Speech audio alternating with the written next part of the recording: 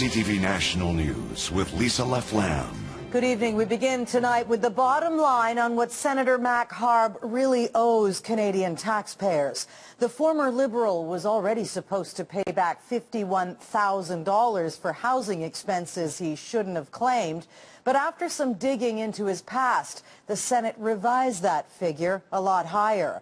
Harb now owes more than $231,000, significantly more than the controversial $90,000 Mike Duffy was ordered to pay, the $49,000 for Patrick Brazeau, and Pamela Wallin has reportedly paid back $38,000. But that amount may go up when her audit is complete. Tonight, though, it's Harb's financial trail. CTV's Omar Sachedina is following.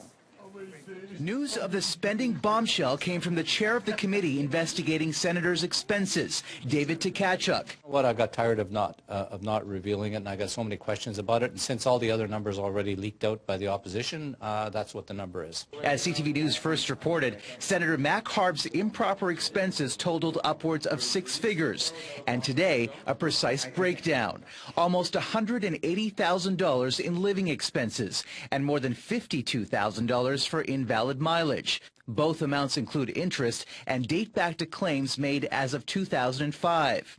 I'm actually very saddened and upset by this and outraged. I think, you know, Canadians have the right to expect their money is spent appropriately. Harb was appointed to the Senate 2 years earlier by Jean Chrétien and is now sitting as an independent. Do you dispute the number? And the report of the Senate does not say that Senator Harb has to pay this amount. It's up to Mr. Tkachuk to make up numbers as he sees fit, and I'm not going to comment on that. Harb did say Tkachuk sent him a confidential letter, but would not say whether it mentioned he owed $231,000. I sent a letter to him, so I should know. Harb was declaring this home in Pembroke, Ontario, his primary residence, which allowed him to claim living expenses in Ottawa. But an audit found he only spent about 21% of his time at the Pembroke home. Tkachuk, who yesterday announced he is stepping down as chair of the Senate committee investigating because of health reasons, did not make any revelations about the expenses of his former Conservative colleagues. As for Harb, he has hired a lawyer to fight what he's been asked to repay.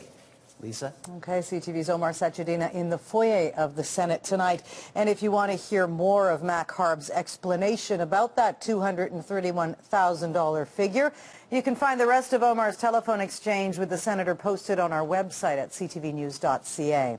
There are also questions tonight about the way one Conservative MP has defended her spending in the last election campaign.